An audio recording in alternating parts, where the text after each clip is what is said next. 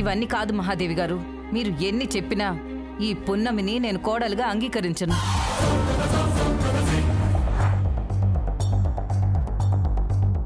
పృథ్వీకి భార్య అంటే జాబిల్లే, మా ఇంటి కోడలు కూడా జాబిల్లే. అది ఈ రోజు అనుకున్న మాట కాదు, పృథ్వీ పసి వయసప్పటి నుంచి కూడా అనుకున్న మాటే. పున్నమి అందర్నీ మోసం చేసి తాళి కట్టించుకున్నంత మాత్రాన పృథ్వీకి భార్య అయిపోదు, నాకు కోడలైపోదు. అయినా మీకు ముందు నుంచి నేను చెప్తూనే ఉన్నాను, ఈ పున్నమి మా పృథ్వీని వలలో వేసుకోవడానికి ప్రయత్నిస్తుంది అని, ఈ పెళ్లి ఆపడానికి ప్రయత్నిస్తుంది అని. అయినా మీరే పట్టించుకోలేదు.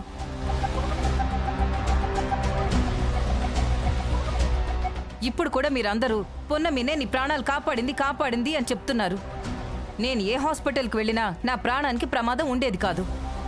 ఏ డాక్టరో నన్ను కాపాడేవాడు. మీరందరూ ఈ పున్నమి లేకపోతే నేను బతికుండేదాన్ని కాదు అన్నట్టు మాట్లాడుతున్నారు. దీన్ని సాకుగా చేసుకుని నా కోడలుగా వద్దామని చూస్తే నేను ఊరుకోను. అంతగా నా ప్రాణాలు కాపాడిందని మీరు అనుకుంటే డాక్టర్కి ఇవ్వాల్సిన ఫీజు ఇచ్చేస్తాను. లక్ష్మి, ఏం మాట్లాడుతున్నావు? ప్రాణం ఖరీదు డాక్టర్ ఫీజుతో వెలకడతావా? జరిగిందేదో జరిగిపోయింది.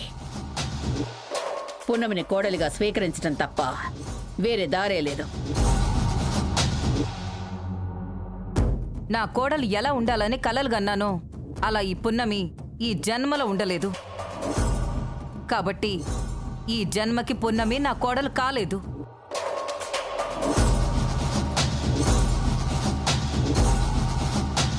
అమ్మా, ఇప్పుడు అవన్నీ అవసరమా? తర్వాత కూడా మాట్లాడుకోవచ్చు కదా. అత్తయ్య, ఖచ్చితంగా మీరెలాంటి కోడలు కావాలని అనుకుంటున్నారో అలా మారి చూపిస్తాను. నా కోడలు కాదన్న మీ నోటితోనే పున్నమియే నా కోడలు అని చెప్పిస్తాను.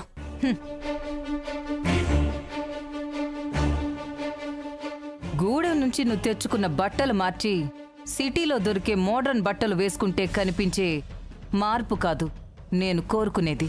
నేను చెప్పింది కూడా బట్టలలో వచ్చే మార్పు కాదత్తయ్య, నడవడికలో వచ్చే మార్పు గురించి. లక్ష్మి, ఇక మాట్లాడింది చాలు. ఒక్కొక్కసారి మన కళ్ళు కూడా మనల్ని మోసం చేస్తూ ఉంటాయి. ఏదో పొరపాటున చూసుంటుంది. పదండి.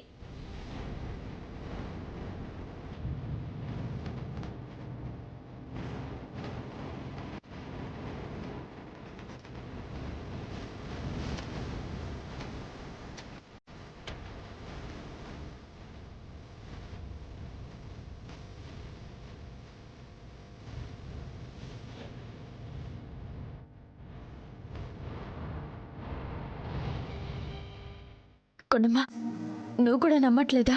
నేను చెప్పేది నిజమే. నా కళ్ళు నన్ను మోసం చేయలేవు. కానీ ఈ మధ్యలో ఏదో జరిగింది. ఏం జరుగుంటుంది పున్నమి? అదే అర్థం కావడం లేదు. లేదు పెద్దమ్మ గారు, నేను వచ్చినప్పుడు తెరిచే ఉన్నాయి.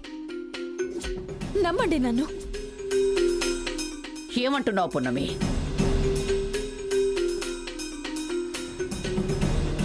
భోజనం దగ్గర లేకుండా వాళ్ళ ముగ్గురు ఇప్పుడే వచ్చారు కదా.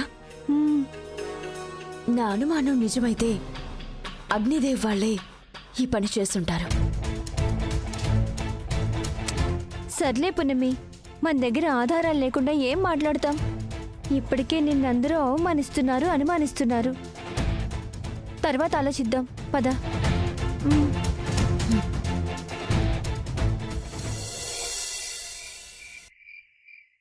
అమ్మయ్యా, మనం అనుకున్నట్టే ఆ పున్నమిని అందరి దృష్టిలో పిచ్చిదాన్ని చేశాం. ఇంకోసారి పున్నమి లాంటివేవైనా చెప్పాలని చూసినా అంత ఈజీగా నమ్మరు. అవును, ఆ పున్నమి రావడం మనం చూసాం కాబట్టి సరిపోయింది. మనం తప్పించుకొని ఆ పున్నమిని ఇరికించాం. లేదంటే చాలా పెద్ద ప్రాబ్లం అయ్యేది.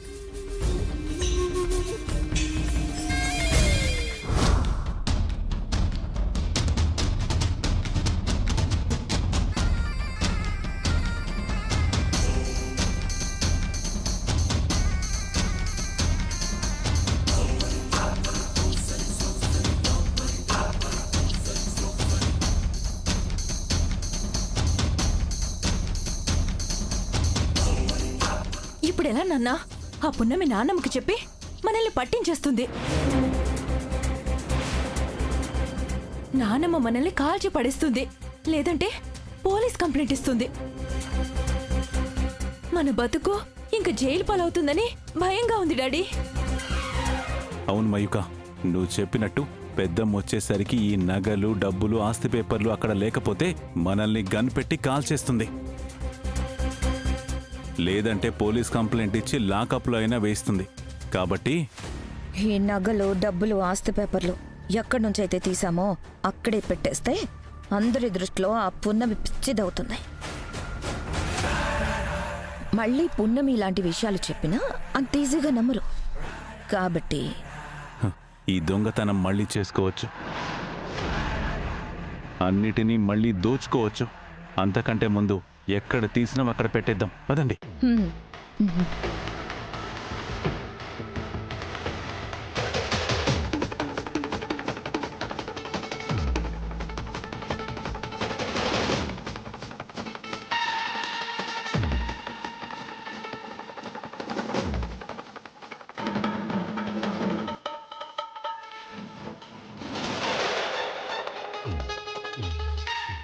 ఇప్పుడు ఏం చేద్దాం డాడీ? ఆగు.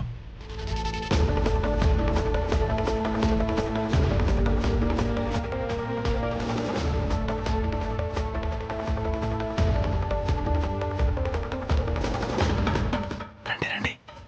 రండి రండి. పద.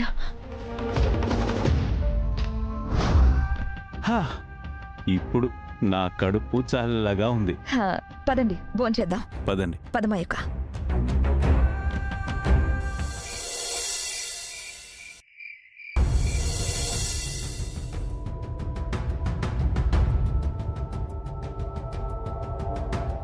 ఏయ్ పున్నమి,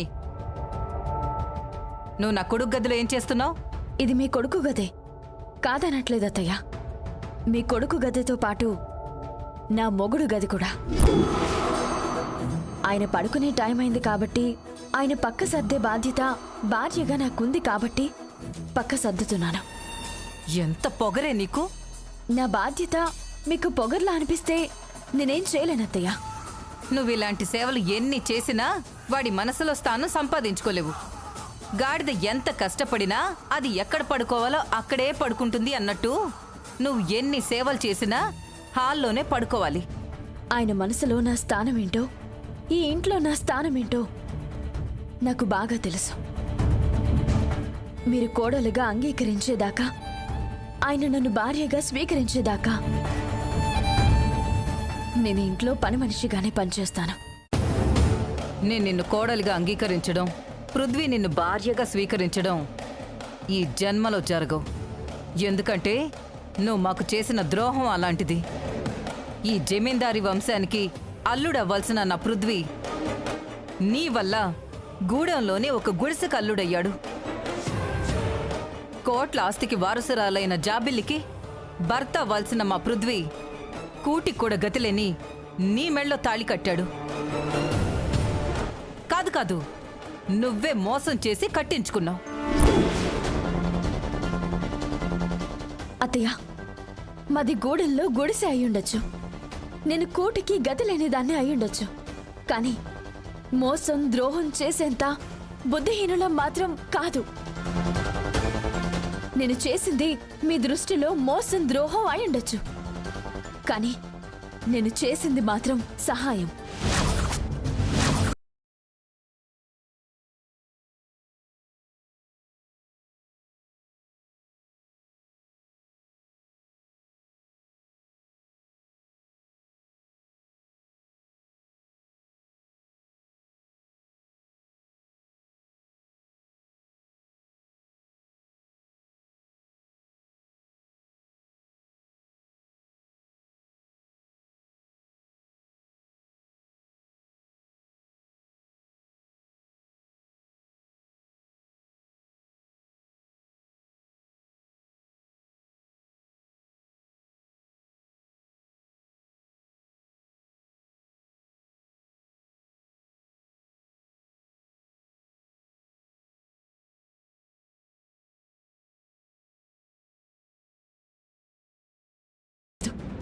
ఒక ప్రాణాన్ని కాపాడాను అని గర్వంగా ఉన్నాను.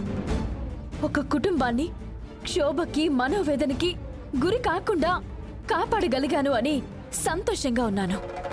నువ్వు వాడి ప్రాణాల్ని కాపాడలేదు, వాడిని బతుకున్న శవాన్ని చేశావు. మా కుటుంబానికి తీరని నష్టాన్ని కలిగించావు. శోభని మనోవేదన్ని మిగిల్చావు. నువ్వు నాశనమైపోతావే. అమ్మా, తన పాపం తనే పోతుంది. తను చేసిన తప్పుని తనే అలా సమర్థించుకుంటుంటే నువ్వు నేను ఏం చేయగలుగుతాం? పునమి, నువ్వు చేశాననుకుంటున్న సాయం కాదు, నా మనసుకి గాయం చేశావు. అది నేను బతికున్నన్ని రోజులు మాయని గాయంలా మిగిలిపోతుంది. నువ్వు మంచి స్నేహితురాల్లాగా జాబిలితో సమానంగా నా గుండెల్లో పెట్టుకున్నాను. కానీ ఆ గుండె తట్టుకోలేనంత బలంగా తన్నావు పునమి. అది కూడా నేను బతికున్నన్ని రోజులు అసలు మర్చిపోలేను. విన్నావుగా, నువ్విలాంటి దుప్పట్లు ఎన్నేసినా వాడి మనసులో స్థానం సంపాదించుకోలేవు. వెళ్ళి హాల్లో పడుకోపో.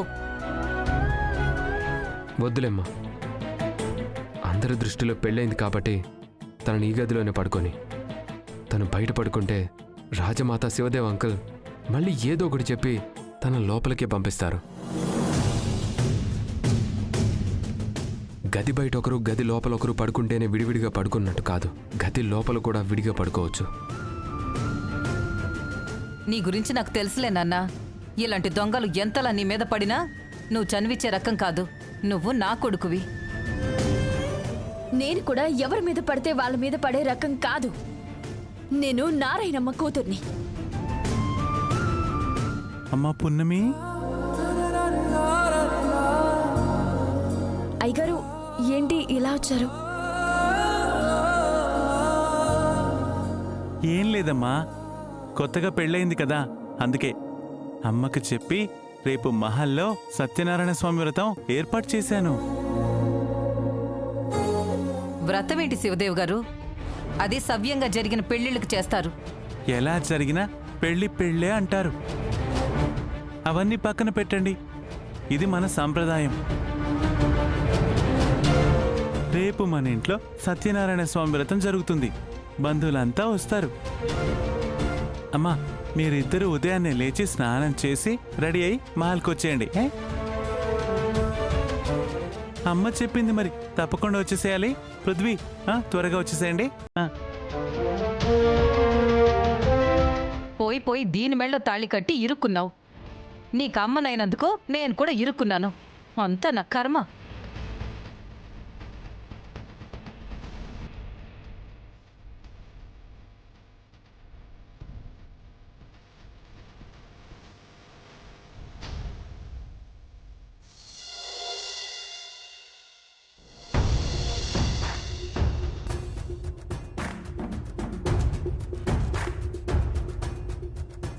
పృథ్వీ, శివదేవ్ గారు మహాదేవి గారు ఈ వ్రతం ఎందుకు ఏర్పాటు చేశారో నాకు తెలియదు, కానీ నాకు మాత్రం ఈ వ్రతంలో నువ్వు ఆ పున్నమి పక్కన భర్తగా కూర్చుని పూజ చేయడం నాకిష్టం లేదురా.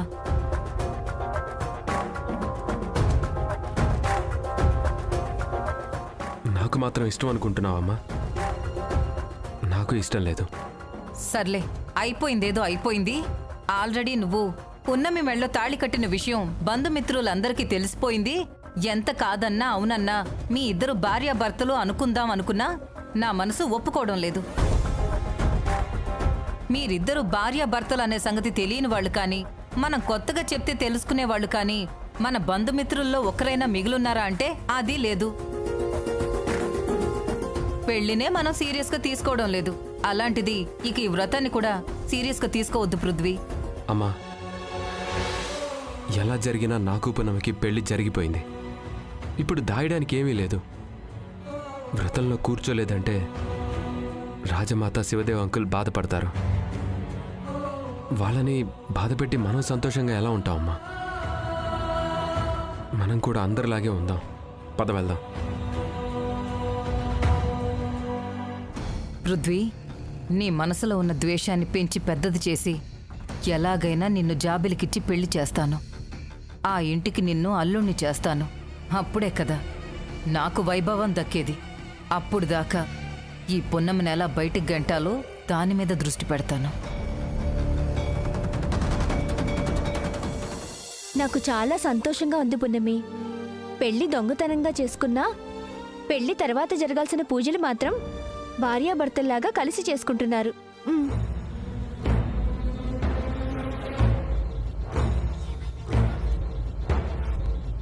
ఏమైంది పున్నమి? పృథ్వీబాబు నీ పక్కనే నీ భర్తలా కూర్చుంటున్నారు కదా, సంతోషపడాల్సిన విషయం కదా, ఎందుకు అంత బాధపడుతున్నావు? కొండమ్మ, వకీల్ సాబ్ నా పక్కన కూర్చుంటాడు. కానీ వకీల్ సాబ్ మనసులో తన పక్కన నేను కాకుండా జాబిల్లి ఉంటే బాగుండు అని కోరుకుంటారు. వకీల్ సాబ్ నా భర్త స్థానంలో కూర్చుంటారు. కానీ వకీల్ సాబ్ మనసులో నాకు భార్య స్థానం ఇవ్వరు. నాకున్న సంతోషం వకీల్ సాబ్కి ఉండదు కదా కొండమ్మా. ఏదో గత్యంతరం లేక కూర్చోవడం తప్ప ప్రేమగా నన్ను భార్యగా స్వీకరించి కూర్చోడు కదా కొండమ్మా. అలాంటప్పుడు నేనెలా సంతోషంగా ఉండగలను చెప్పు? నీ బాధ నాకు అర్థమైంది పున్నమి. కానీ వ్రతం జరిగిన తర్వాత ఆ సత్యనారాయణ స్వామి దయ వల్ల నీకంతా మంచి జరుగుతుందనిపిస్తుంది. తొందరలోనే పృథ్వీబాబు నిన్ను భారీగా స్వీకరిస్తారనిపిస్తుంది. అలా జరిగితే బాగుంటుంది కొండమ్మా. వకీల్ సాబ్ మనసు మారి ఆ మనసులో నాకు స్థానం దక్కాలి. అలాగే అత్తయ్య గారి మనసు మారి నన్ను కోడలుగా స్వీకరించాలి. వీటితో పాటు మా అమ్మ జైలు నుంచి రిలీజ్ అవ్వాలి. మా నాన్న కోలుకోవాలి. అంతకంటే ఏం వద్దు నాకు.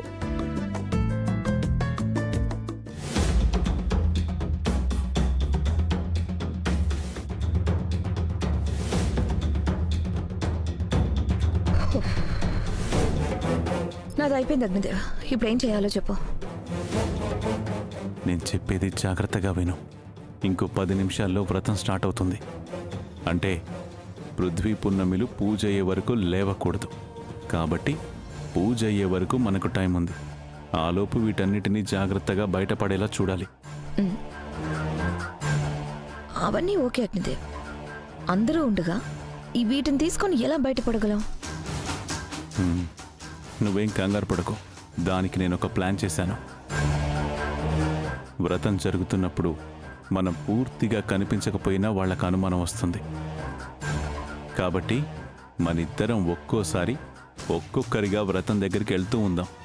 మనం కూడా అక్కడే ఉన్న ఫీలింగ్ ఉంటుంది. నేను ఆల్రెడీ బట్టలు ఉతికే పార్వతమ్మకి చెప్పుంచాను. టైం చూసుకుని పార్వతి కూడా వస్తుంది. ఈ మూటల పార్వతికిచ్చి బయటికి పంపిద్దాం. కాసేపటి తర్వాత మనం కూడా వెళ్ళిపోదాం.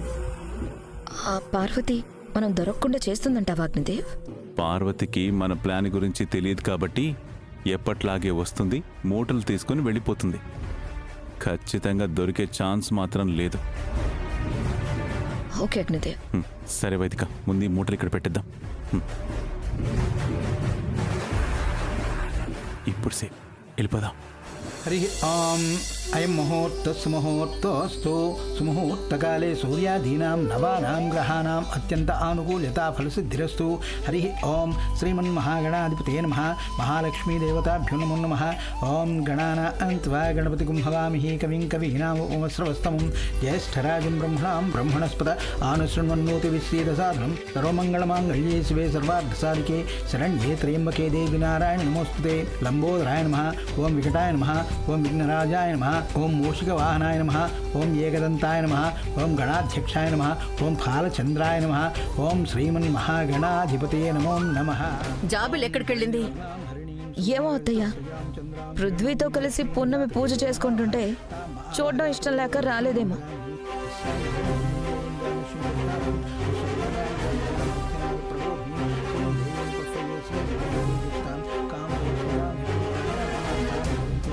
వ్రతం స్టార్ట్ అయ్యి ఇంతసేపు అవుతున్నా ఈ పార్వతి ఇంకా రాలేదేంటి?